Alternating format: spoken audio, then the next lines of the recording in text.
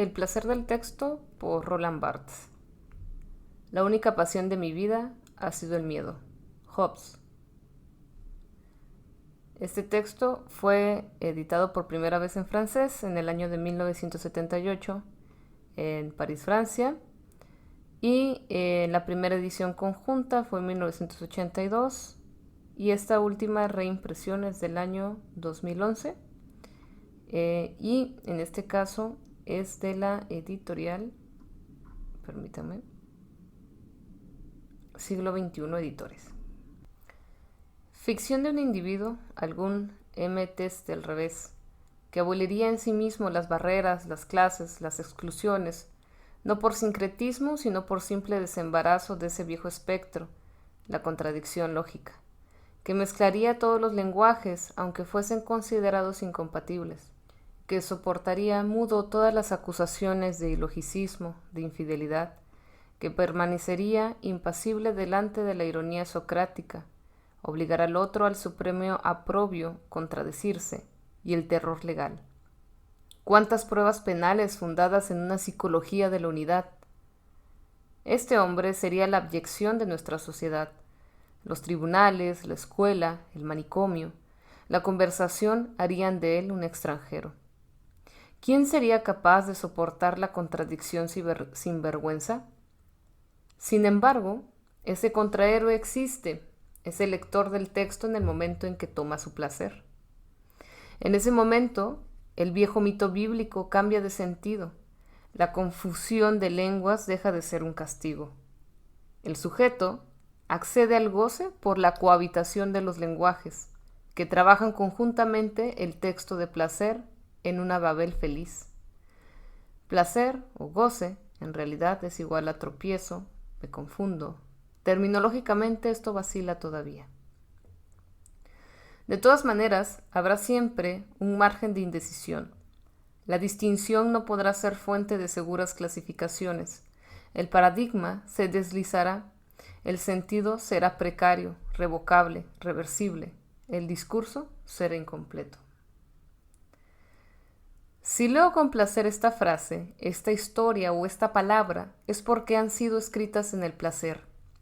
Este placer no está en contradicción con las quejas del escritor.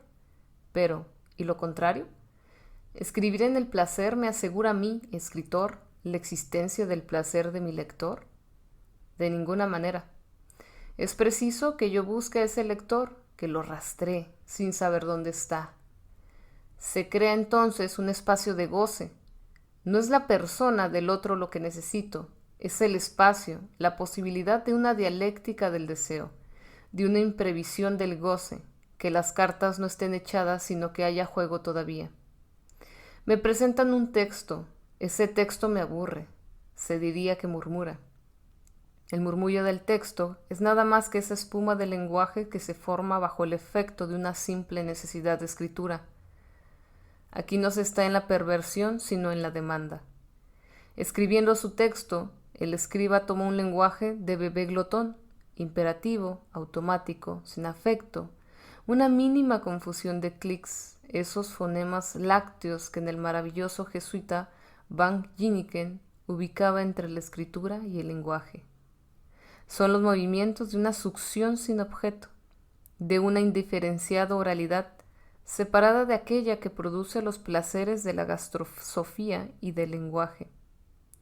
Usted se dirige a mí para que yo lo lea, pero yo no soy para usted otra cosa que esa misma apelación. Frente a sus ojos no soy el sustituto de nada, no tengo ninguna figura, apenas la de la madre. No soy para usted ni un cuerpo, ni siquiera un objeto, cosa que me importaría muy poco en tanto no hay en mí un alma que reclama su reconocimiento, sino solamente un campo, un fondo de expansión. Finalmente, se podría decir que ese texto usted lo ha escrito fuera de todo goce, y en conclusión, ese texto, murmullo, es un texto frígido, como lo es toda demanda antes de que se forme en ella el deseo, la neurosis. La neurosis es un mal menor, no en relación con la salud, sino en relación con ese imposible del que hablaba Bataille. La neurosis es la miedosa aprehensión de un fondo imposible. etc. Pero ese mal menor es el único que permite escribir y leer. Se acaba, por lo tanto, en esta paradoja los textos como los de Bataille o de otros, que han sido escritos contra la neurosis desde el seno mismo de la locura, tienen en ellos, si quieren ser leídos, ese poco de neurosis necesario para seducir a sus lectores. Estos textos terribles son, después de todo, textos coquetos.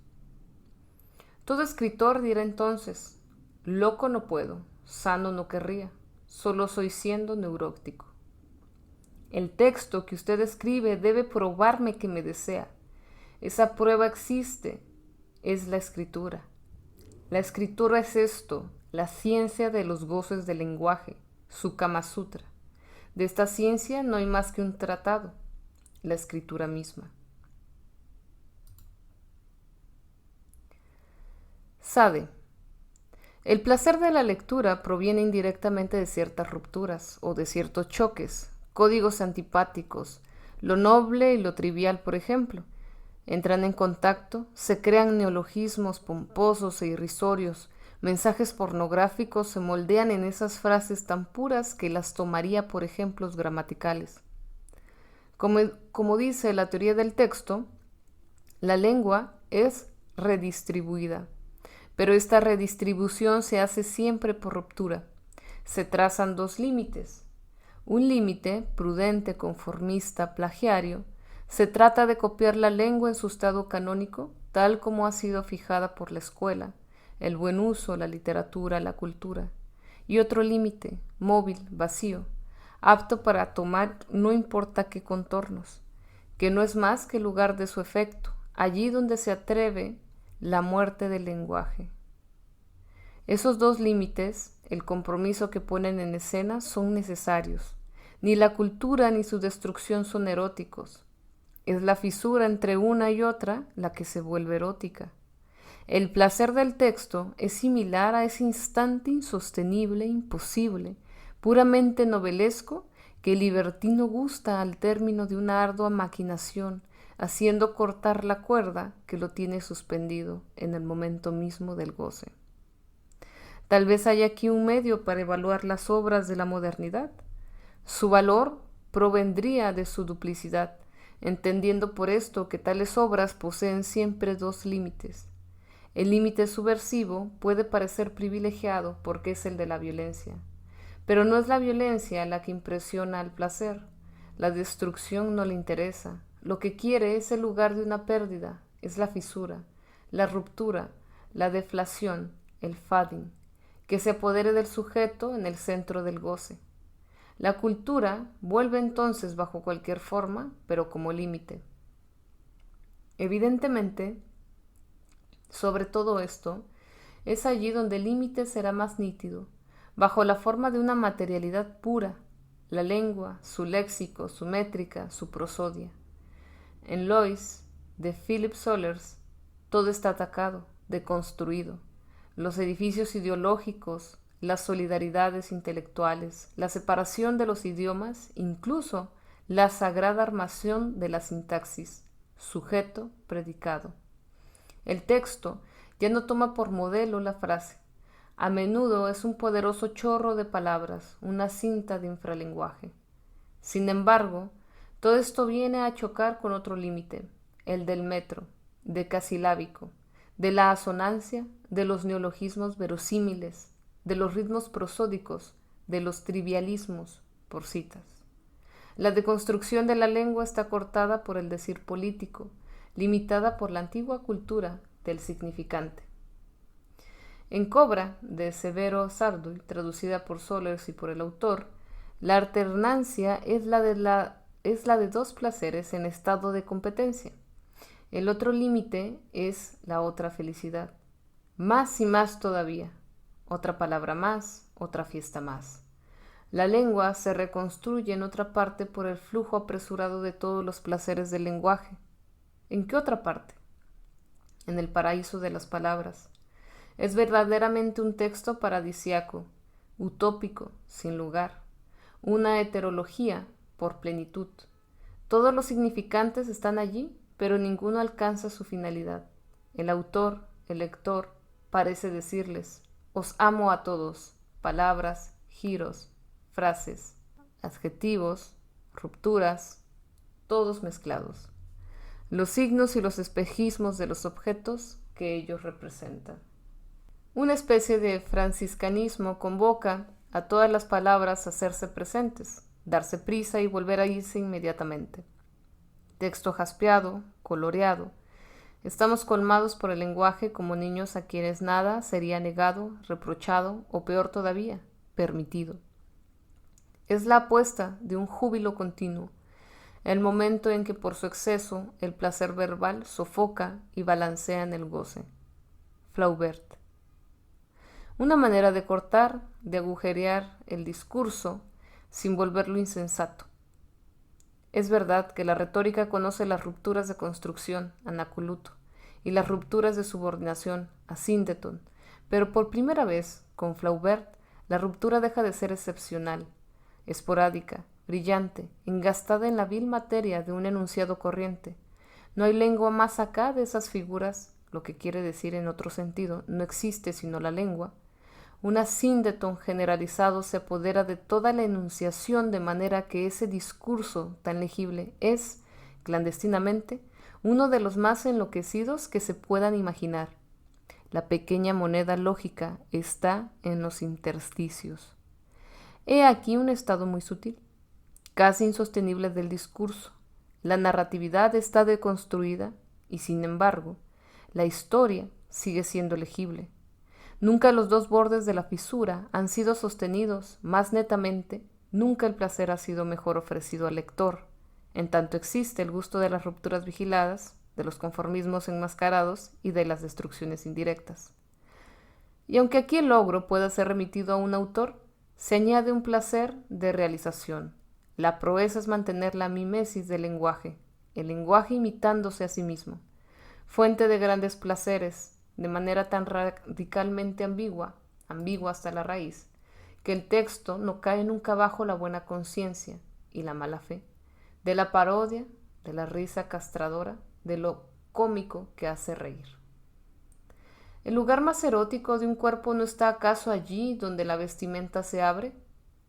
En la perversión, que es el régimen del placer textual, no hay zonas erógenas, expresión por otra parte bastante inoportuna. Es la intermitencia, como bien lo ha dicho el psicoanálisis, lo que es erótica, la de la piel que centellea entre dos piezas, el pantalón y el pullover, entre dos bordes, la camisa entreabierta, el guante y la manga. ¿Es ese centelleo el que seduce, o mejor, la puesta en escena de una aparición-desaparición? No se trata aquí del placer del striptease corporal o del suspenso narrativo. En uno y otro caso no hay desgarradura, no hay bordes, sino un develamiento progresivo. Toda la excitación se refugia en la esperanza de ver el sexo, sueño del colegial, o de conocer el fin de la historia, satisfacción novelesca. Paradójicamente, en tanto es de consumo masivo, es un placer mucho más intelectual que el otro, placer edípico, desnudar, saber, conocer el origen y el fin. Si es verdad que todo relato, todo develamiento de la verdad, es una puesta en escena del padre, ausente, oculto o hipostasiado, lo que explicaría la solidaridad de las formas narrativas, de las estructuras familiares y de las interdicciones de desnudez, reunidas todas entre nosotros, en el mito de Noé cubierto por sus hijos. Sin embargo, el relato más clásico, una novela de Zola, de Balzac, de Dickens, de Tolstoy, lleva en sí una especie de mesis debilitada. No lo leemos enteramente con la misma intensidad de lectura.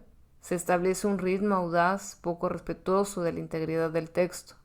La avidez misma del conocimiento no arrastra a sobrevalorar o encabalgar ciertos pasajes, presentados como aburridos, para reencontrar lo más rápidamente posible los lugares quemantes de la anécdota, que son siempre sus articulaciones lo que hace avanzar el develamiento del enigma o del destino. Saltamos impunemente, nadie nos ve, las descripciones, las explicaciones, las consideraciones, las conversaciones. Nos parecemos a un espectador de cabaret que, subiendo al escenario, apresurara el striptease de la bailarina quitándole rápidamente sus vestidos, pero siguiendo el orden establecido, es decir, respetando por un lado y precipitando por el otro los episodios del rito, como un sacerdote que tragase su misa. La mesis, fuente o figura del placer, enfrenta aquí los límites prosaicos. Opone a aquello que es útil para el conocimiento del secreto y aquello que no lo es. Es una fisura producida por un simple principio de funcionalidad. No se produce en la estructura misma del lenguaje, sino solamente en el momento de su consumo. El autor no puede preverla, no puede querer escribir lo que no se leerá. Y sin embargo, es el ritmo de lo que se lee y de lo que no se lee aquello que construye el placer de los grandes relatos. ¿Se ha leído alguna vez a Proust, Balzac o La Guerra y la Paz palabra por palabra? El encanto de Proust, en una lectura a otra, no se saltan los mismos pasajes. Lo que me gusta en un relato no es directamente su contenido ni su estructura, sino más bien las rasgaduras que le impongo a su bella envoltura. Corro, salto, levanto la cabeza y vuelvo a sumergirme. Nada que ver con el profundo desgarramiento que el texto de Goce imprime al lenguaje mismo, y no a la simple temporalidad de su lectura. Por lo tanto, hay dos regímenes de lectura. Una va directamente a las articulaciones de la anécdota, considera la extensión del texto, ignora los juegos del lenguaje. Si leo a Julio Verne voy rápido, pierdo el discurso y sin embargo, mi lectura no está fascinada por ninguna pérdida verbal, en el sentido que esta palabra pueda tener en espeleología. La otra lectura no deja nada. Pesa al texto y ligada a él, lee. Si así puede decirse, con aplicación y ardientemente, atrapa en cada punto del texto el asíndeton que corta los lenguajes, y no la anécdota, no es la extensión lógica, que la cautiva, el deshojamiento de las verdades, sino la superposición de los niveles de la significancia, como en el juego de la mano caliente. La excitación no proviene de un apuro por pleitar, sino de una especie de estrépito vertical. La verticalidad del lenguaje y de su destrucción. Es en el momento en que cada mano, diferente, salta sobre la otra, y no una después de la otra, cuando se produce el agujero y arrastra el sujeto del juego, el sujeto del texto. Pero, paradójicamente, en tanto la opinión cree que es suficiente con ir rápido para no aburrirse, esta segunda lectura aplicada, en sentido propio, es la que conviene al texto moderno, al texto límite. Leed lentamente, leed todo de una novela de sola, y el libro se caerá de vuestras manos. Leed rápido por citas un texto moderno, y ese texto se vuelve opaco, precluido. A vuestro placer, usted quiere que ocurra algo, pero no ocurre nada, pues lo que le sucede al lenguaje no le sucede al discurso. Lo que ocurre, aquello que se va, la fisura de los dos bordes, el intersticio del goce, se produce en el volumen de los lenguajes, en la enunciación y no en la continuación de los enunciados. No devorar, no tragar sino masticar, desmenuzar minuciosamente. Para leer a los autores de hoy es necesario reencontrar el ocio de las antiguas lecturas, ser lectores aristocráticos. Si acepto juzgar un texto, según el placer, no puedo permitirme decir, este es bueno, este otro es malo. Son imposibles entonces los premios, la crítica, pues esto implica un punto de vista táctico, un uso social y a menudo una garantía imaginaria. No puedo dosificar, imaginar que el texto sea perfectible, dispuesto a entrar en un juego de predicados normativos. Es demasiado esto, no es suficiente esto otro. El texto, ocurre lo mismo con la voz que canta, no puede arrancarme sin un juicio no adjetivo. Es esto, y todavía más, es esto para mí. Este para mí no es subjetivo ni existencial, sino nietzscheano. En el fondo, ¿no es siempre la misma cuestión? ¿Qué significa esto para mí? El brío del texto, sin el cual en suma no hay texto, sería su voluntad de goce.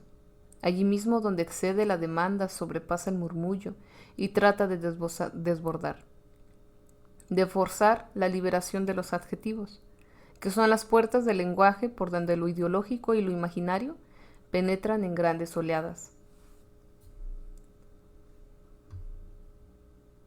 Texto de placer. El que contenta, colma, da euforia. Proviene de la cultura, no rompe con ella y está ligado a una práctica confortable de la lectura. Texto de goce. El que pone en estado de pérdida, desacomoda, tal vez incluso hasta de una forma de aburrimiento. Hace vacilar los fundamentos históricos, culturales, psicológicos del lector, la congruencia de sus gustos, de sus valores y de sus recuerdos. Pone en crisis su relación con el lenguaje. Aquel que mantiene los dos textos en su campo y en su mano, las riendas del placer y del goce, es un sujeto anacrónico, pues participa al mismo tiempo y contradictoriamente en el hedonismo profundo de toda cultura, que penetra en él apaciblemente bajo la forma de un arte de vivir del que forman parte los libros antiguos, y en la destrucción de esa cultura goza simultáneamente de la consistencia de su yo, es su placer, y de la búsqueda de su pérdida, es su goce. Es un sujeto dos veces escindido, dos veces perverso. Sociedad de amigos del texto. Sus miembros no tendrían en común, pues no hay forzosamente acuerdos sobre los textos de placer, más que sus enemigos, inoportunas de toda especie que decretan la preclusión del texto y de su placer, sea por conformismo cultural, por racionalismo intransigente, sospechando una mística de la literatura, sea por moralismo político, sea por crítica del significante, sea por pragmatismo imbécil, sea por frivolidad burlona, sea por destrucción del discurso, pérdida del deseo verbal. Tal sociedad no tendrá ubicación, no podrá moverse más que en plena atopía. Sin embargo, sería una especie de falansterio, pues en él serían reconocidas las contradicciones y por lo tanto restringirían los riesgos de impostura ideológica. La diferencia sería observada y el conflicto quedaría marcado de insignificancia, siendo improductor de placer. Que la diferencia se deslice subversivamente hacia el lugar del conflicto. La diferencia no es lo que oculta o edulcora el conflicto. Se conquista sobre el conflicto, está más allá y a su lado. El conflicto no sería otra cosa que el estado moral de la diferencia. Cada vez, y esto se vuelve frecuente, que no es táctico, orientado a transformar una situación real, se puede señalar en él la frustración del goce, el fracaso de una perversión que se aplasta bajo su propio código y no sabe ya inventarse. El conflicto siempre está codificado. La agresión es el más gastado de los lenguajes. Cuando rechazo la violencia, rechazo el código que la impone. En el texto de Sade, fuera de todo código, puesto que inventa continuamente el suyo propio y único, no hay conflictos, solo triunfos. Gusto el texto porque para mí es un espacio raro del lenguaje en el que toda escena, toda logomaquia, está ausente. El texto no es nunca un diálogo, ningún riesgo de simulación, de agresión, de chantaje, ninguna rivalidad de idiolectos. El texto instituye en el seno de la relación humana, corriente, una especie de islote. Manifiesta la naturaleza asocial del placer, solo el ocio es social.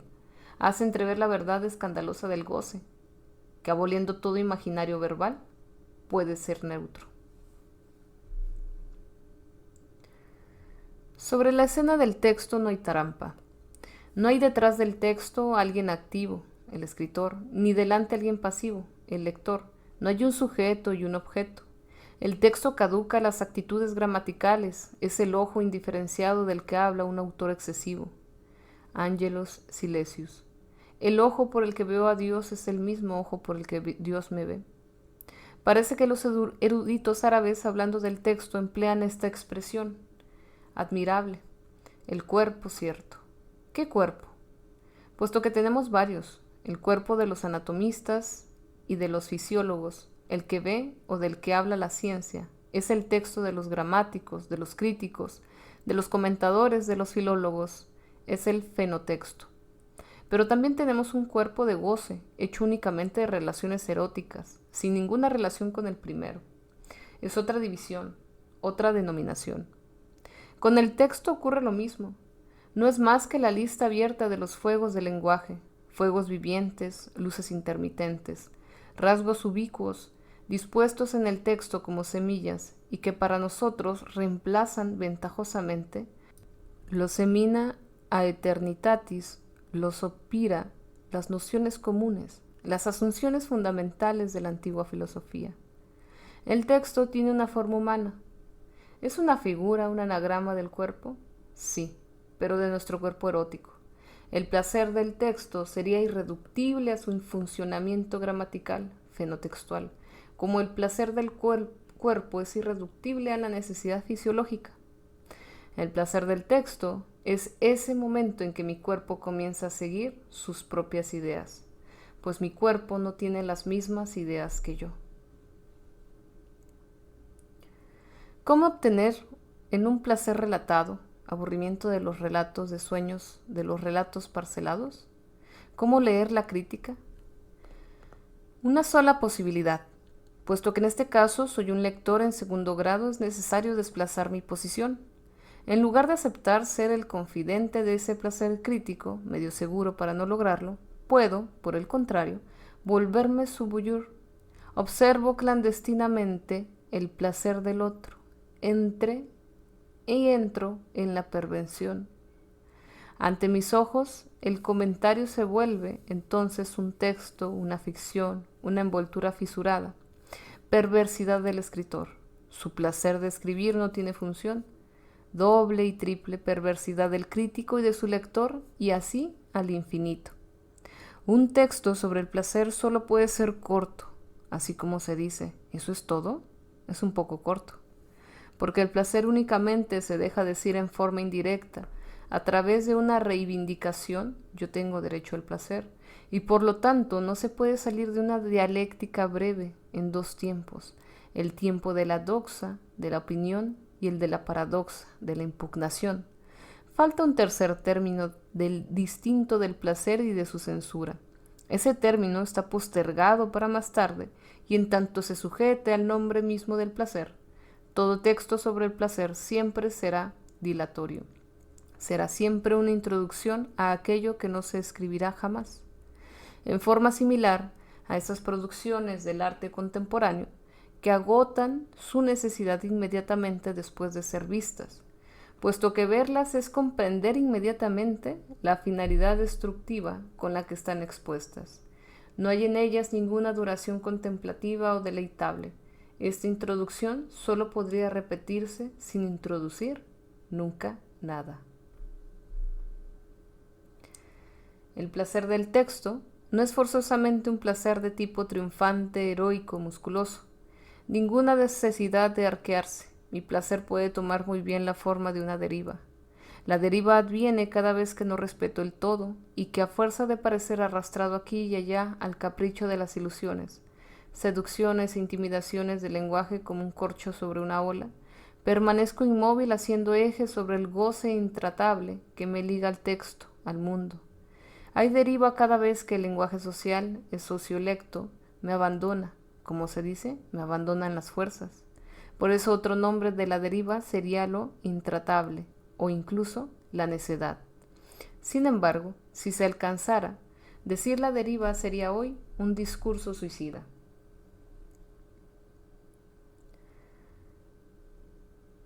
Placer del texto, texto de placer.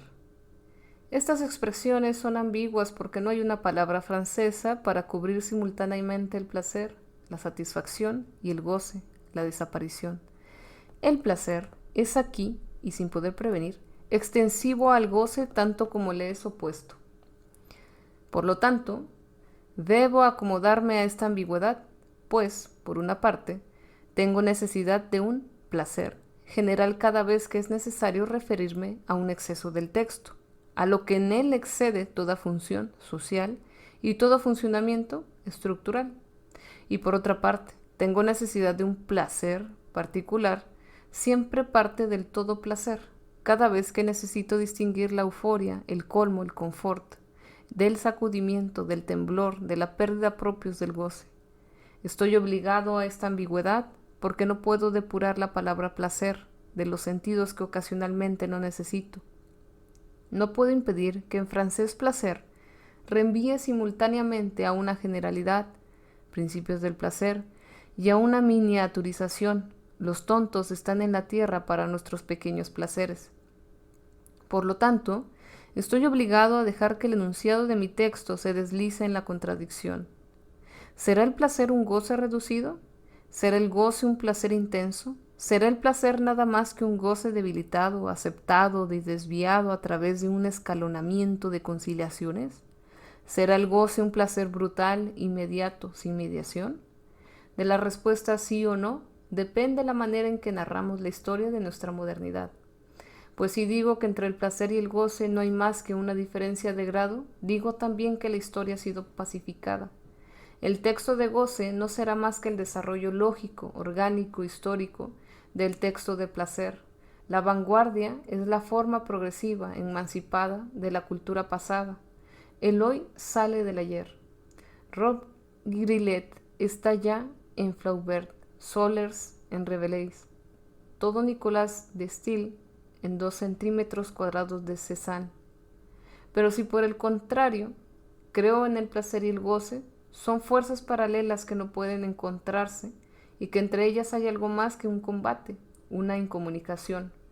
Entonces tengo que pensar que la historia, nuestra historia, no es pacífica, ni siquiera tal vez inteligente, y que el texto del goce surge en ella siempre bajo la forma de un escándalo, de una falta de equilibrio, y que el sujeto de esta historia, ese sujeto que es hoy entre otros, lejos de poder apaciguarse llevando frontalmente el gusto de obras antiguas y el sostén de obras modernas en un bello movimiento dialéctico de síntesis, es una contradicción viviente, un sujeto dividido que goza simultáneamente a través del texto, de la consistencia de su yo y de su caída. Por otra parte, proveniente del psicoanálisis, tenemos un medio indirecto de fundar la oposición entre texto de placer y texto de goce. El placer es decible, el goce no lo es. El goce es indecible. Remito a Lacan. Lo que hay que reconocer es que el goce como tal está interdicto a quien habla, o más aún, que no puede ser dicho sino entre líneas.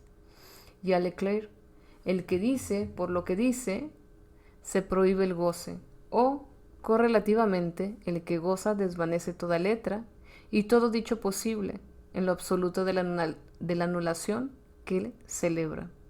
El escritor de placer y su lector acepta la letra. Renunciando al goce, tiene el derecho y el poder de decirlo. La letra es su placer. Está obsesionado por ella, como le están todos los que aman el lenguaje, no la palabra. Los logófilos, escritores, corresponsables, lingüistas. Es por lo tanto posible hablar de los textos de placer, aquellos que no ofrecen ningún debate con la anulación del goce. La crítica se ejerce siempre sobre textos de placer, nunca sobre textos de goce. Flaubert, Proust, Stendhal son comentados inagotablemente. La crítica dice entonces el goce vano del texto tutor, el goce pasado o futuro. Tienen que leer, yo he leído. La crítica es siempre histórica o prospectiva. El presente constatativo, la presentación del goce, le está prohibida. Su materia predilecta es la cultura, que es todo en nosotros salvo nuestro presente. Con el escritor de goce y su lector, comienza el texto insostenible, el texto imposible. Ese texto está fuera del placer, fuera de la crítica, salvo que sea alcanzado por otro texto de goce. No se puede hablar del texto, solo se puede hablar en él a su manera. Entrar en un plagio desenfrenado, afirmar histéricamente el vacío de goce y no repetir obsesivamente la letra del placer. Recuerda que la información de este texto se encuentra en la caja de descripción y gracias por escuchar.